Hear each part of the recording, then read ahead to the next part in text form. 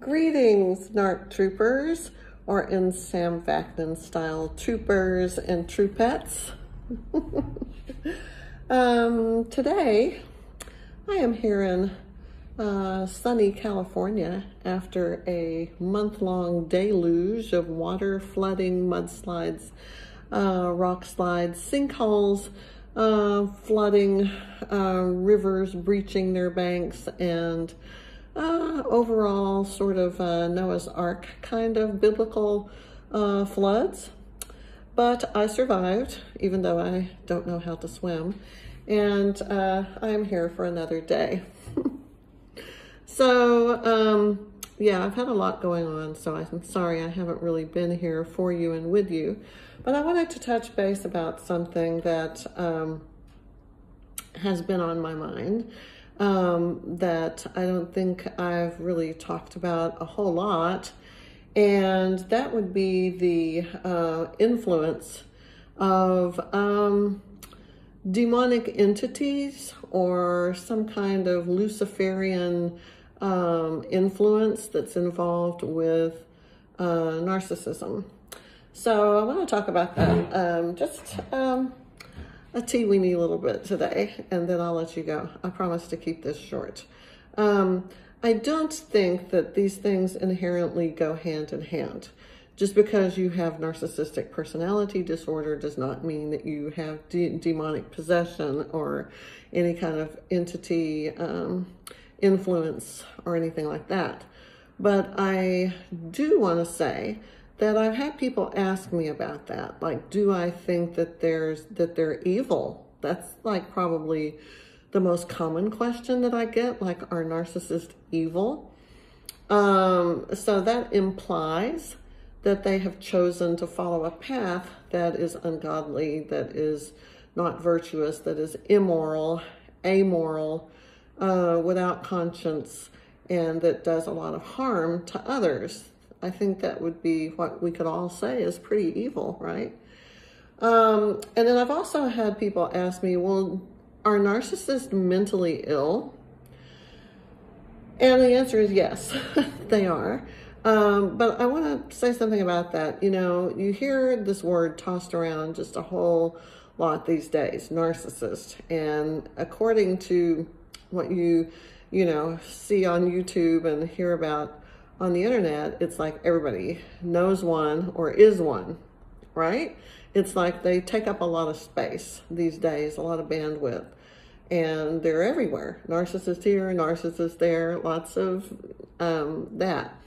And I think that the word is used way too freely, carelessly, and that we need to rein that back in a little bit. And because everyone technically is a narcissist, that we have like narcissistic qualities at least, and there's healthy narcissism. It's part of your development as a human being that's tied to your self-esteem and your dignity and your confidence and things like that. But it's on a spectrum, and getting a healthy dose of it is one thing, but being malignantly, pathologically impaired from the disorder, it becomes sort of a deep end, very, something that is an impediment to your ability to have a healthy, normal, functioning life with long-term relationships and some kind of core peace and satisfaction with your life. You can't be that neurotypical person that's your average Joe, regular, just healthy guy or girl, or other non-binary person. You can't be that if you are on the deep end of the narcissistic spectrum, because then your disorder has interrupted your life. It has caused you to be unable to function in a way that is that's healthy and happy and harmless to others. A way that gives you the ability to experience life with love and intimacy and long-term relationships and stuff like that. It becomes impossible to have those things if you have the disorder, the narcissistic disorder. So let's just clear that up and stop thinking that everybody's a narcissist, because they aren't. You know, and I want to say, I think that there's a lot of factors involved in creating the pathological narcissist, the one with the personality disorder that's in the DSM manual for psychological illnesses. I think that maybe genetics play a factor. Maybe your culture, your family give you predisposed tendencies to end up like that. Maybe the way you're just hardwired and put together, so that when some kind of childhood trauma takes place, the way that you react to it is different than your siblings. Like, everybody in the whole family doesn't become a pathological narcissist, but you do. Has something to do with the way you react to things, just the way you're predisposed and put together and hardwired from birth. They say that's true with psychopathy, that you're born that way. And with narcissists, I do think you're born with a vulnerability to becoming a narcissist as a reaction to trauma and to not being parented, especially by the mother, in a healthy way that teaches you what you need to learn and instills all of the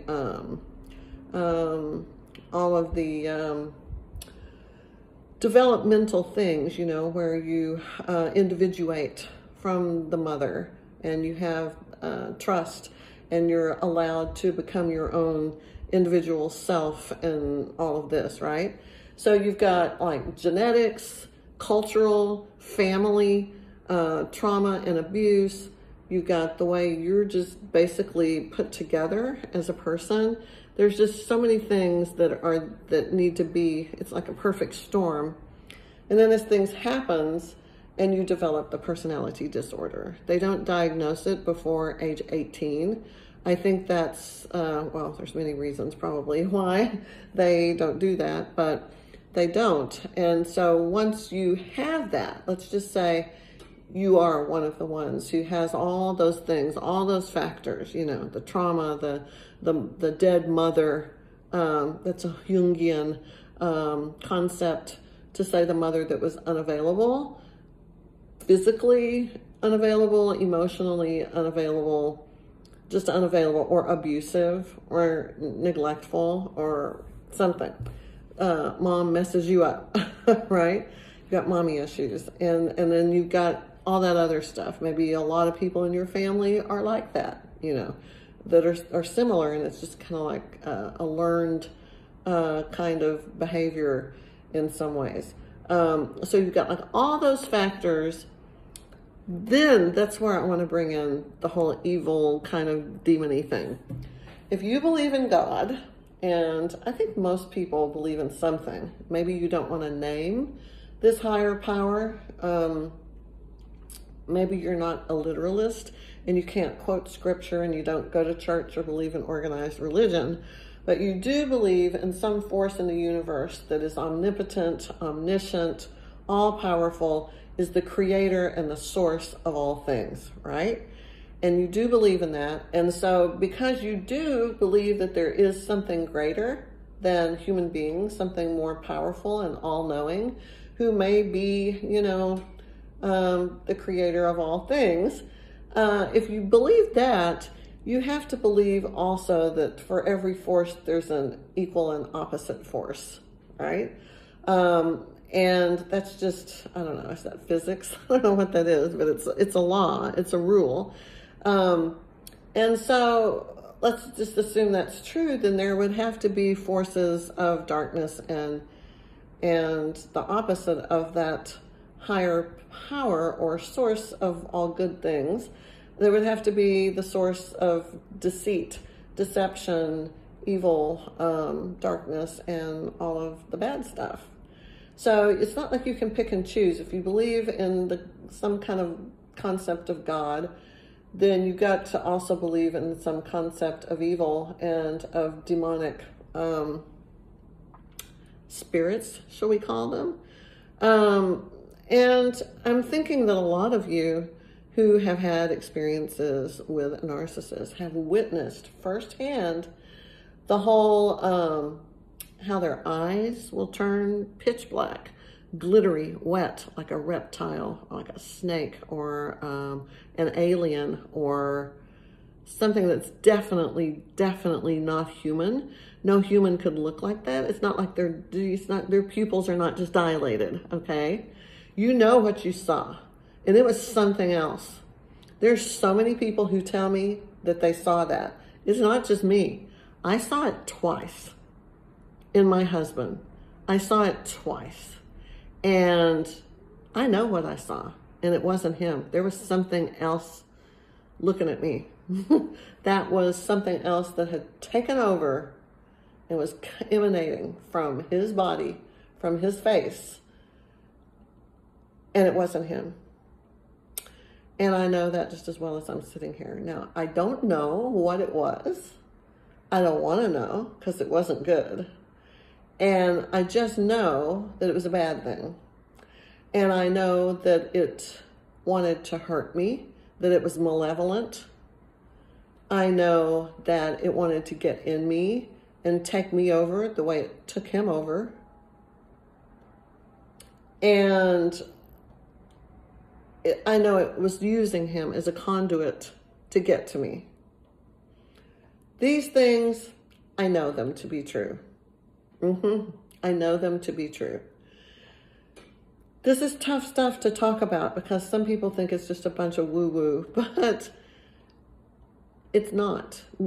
Many of you know what you saw too, and you know without any doubt that this was not a human thing. It was not that person looking at you at that moment. It was something else.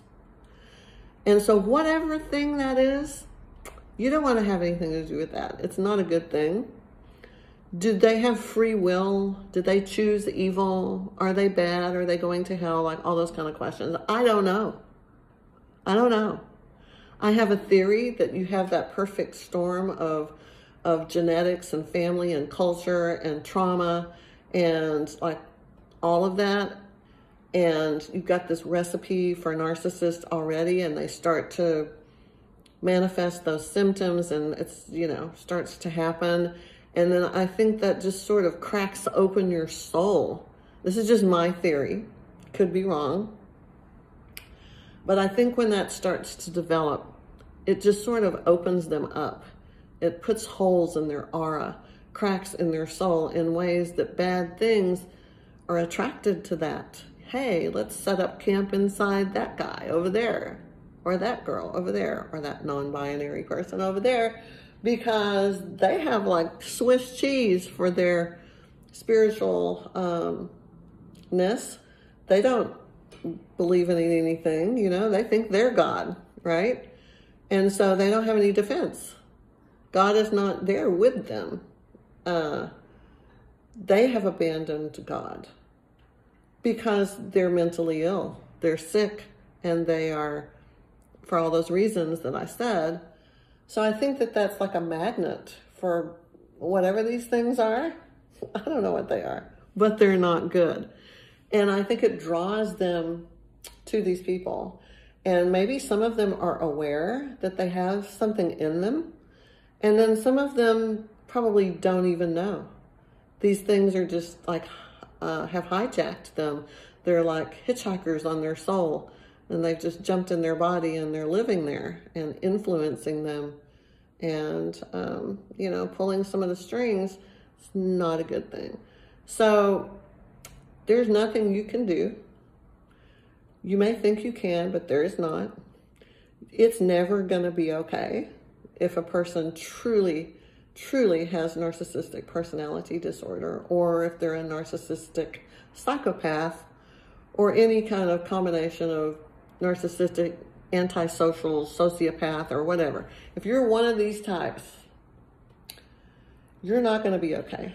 There's no healing. There's no, it'll settle down and pass with age. Some things do. Some mental disorders get better over time. Borderlines can learn to self-regulate, self-manage, self-validate, be whole. They can do really, really hard work over a period of sometimes kind of a long time. And eventually, as they get into their 40s and 50s, they can be better. Narcissists and psychopaths and sociopaths, no. And in the meantime, there's that thing, that dark thing that's dwelling in them. Whew, you don't want to mess with that. Maybe you haven't seen it, but I can almost guarantee you it's in there. It or them or whatever. I don't know. I don't want to know. No bueno. All right? Leave it alone. And so that's my message for today. That's what I think. Now, a lot of these things that I talk to you about is researched, documented, scientifically studied, and put somewhere, as fact. This is my theory that I am putting forth to you about how a narcissist is created. It's not just one factor that causes it to happen, and it pushes them over there to... Look at it this way. You could be a person who has a couple of beers on the weekend or a glass of wine a few times a week. You're not an alcoholic, right? You're not having cirrhosis of the liver, and you're not an addict. You're not an alcoholic just because you drink a beer now and then. So it's kind of like that with narcissism. At some point it goes from, okay, we have a little bit of this, we had a little drink, we have a little narcissism, little vanity, grandiosity, whatever, entitlement, to the other side of that spectrum where you're full-fledged raging alcoholic, out of control, ruining your life, ruining everybody's life around yours. You're a full-fledged raging narcissist, and you're harming everybody always, eventually. In that cycle of abuse, it always ends the same. And there's a path of destruction and broken hearts behind you. So you got to look at it that way. A little bit of something, okay. But when you go to the far, far other side, it turns into a sickness. It turns into like a disease of the soul. It turns into an addiction or a disorder or something super toxic and unmanageable. And a lot of times untreatable. So that's what I had to share with you today. I hope that gives you something to think about. Okay? All right. So NARC troopers, remember NARC stands for Narcissistic Abuse Recovery Collaborators. And collaborators is like, I collaborate with other people. I do. And interview them or do webinars with them or do research with them, whatever, and collaborate to learn and to provide you with the information so you can know what you need to know, so you can do what you need to do to save yourself. We've got some bumpy times coming. This is January 2023, and I'm going to predict that in the coming weeks and months, we're going to have some systems collapse, some economic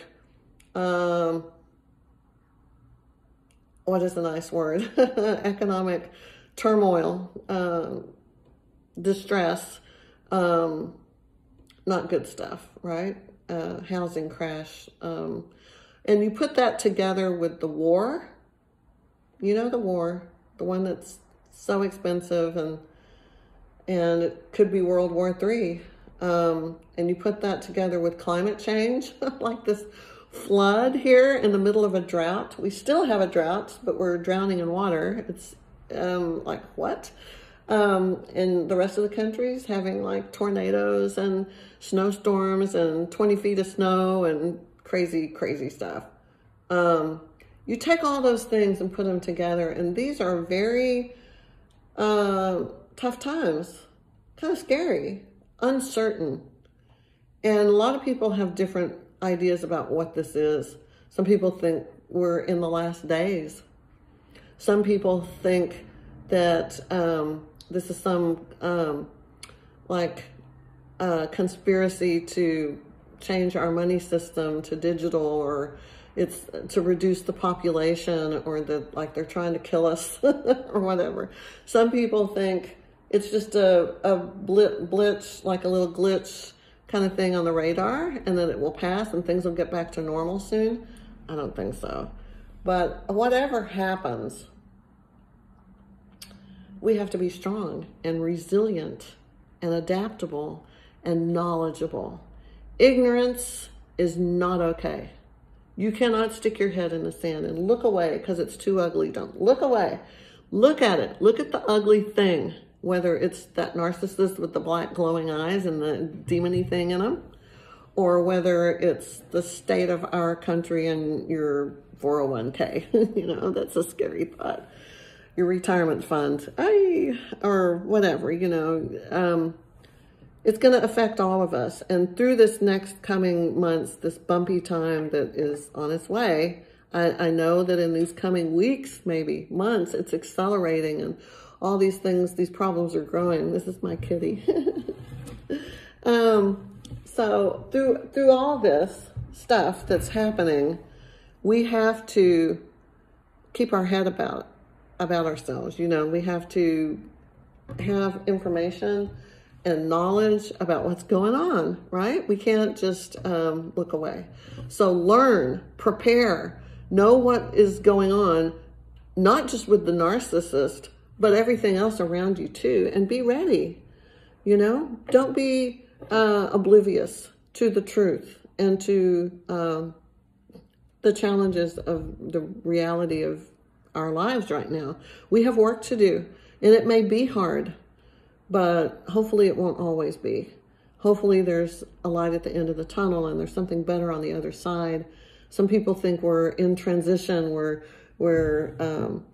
going to the fifth dimension, not the band from the 60s, but some higher vibrational level or whatever, an awakening. I don't know what's happening. I'm not going to ascribe to any of these interpretations of world events. I just know I want to know what those world events are because they affect me and they affect people I care about.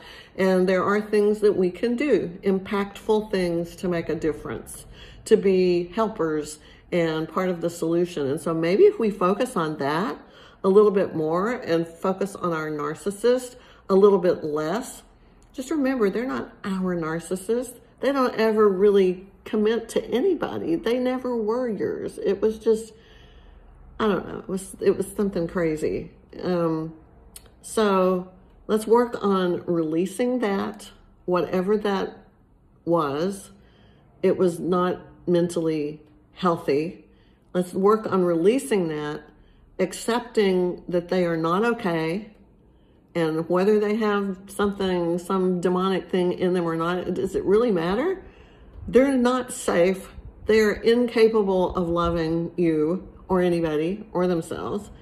And they're never going to be okay. They're gone, broken. Let's focus on the drought. Let's focus on things we can do something about, you know. Start growing yourself a little garden or whatever. So, yeah. Let's try to focus on some of the challenges around us a little bit more, do work on ourselves, and prepare for this, what looks like it might be some kind of dystopian future for the next few, I'm not even going to say months, years, who knows. I do believe it will get better, but I don't think it's going to be really, really soon. And I am 100% certain we're not going back to the past that you remember, that, you know, that time when everybody was out at the mall and the food court and everybody was at the movie theater and stores were bustling and restaurants were packed and, you know, everybody was healthy and nobody had on a mask. And, you know, that time, pre-pandemic, 2019, and before, it's gone. It's gone. Just like your narcissist is gone. And none of those things belong to you. You got to let them go. Quit trying to hang on to them. It's not going back. You can't go back. Time can't go back.